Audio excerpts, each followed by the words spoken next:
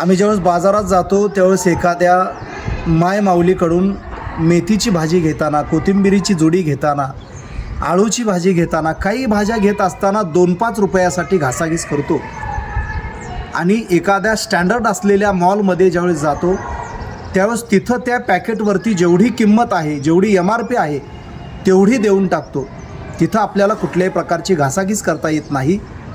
खरं तर रात्रंदिवस काबाड कष्ट करून, रात्रंदिवस घाम गाळून आपल्या पोटाची जो बळीराजा काळजी करतो, त्या बळीराजाचा विचार आम्ही प्राधान्यानं पहिल्यांदा केला पाहिजे. कारण बळीराजा जगला तर देश जगेल, बळीराजा जगला तर आपण जगेल. आणि बळीराजा जर नाही जगला तर आपल्या जगण्याचं, आपल्या अस्तित्वाचं शून्यत्व निर्माण झालेलं असेल, आपणच संपू. त्याच्यामुळं प्रधान बळीराजा आहे शेतकरी महत्त्वाचा आहे.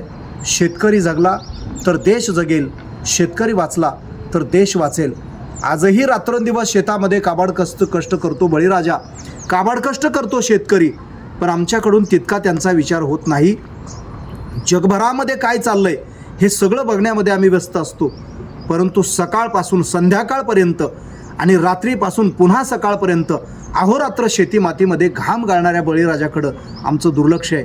बांधवांनो, तुमचं काहीही असू द्या, तुम्ही कितीही पुढारलेले व्हा, आकाशाला गवसणी घाला, पण जमिनीवरती मातीवरती पाय असू द्या आणि बळीराजाकडं लक्ष द्या. कारण बळीराजा जगला तर देश जगेल, अन्यथा सगळंच धोक्यात येईल. एवढं आपल्याला ध्यानात घ्यावं लागेल. रामकृष्ण.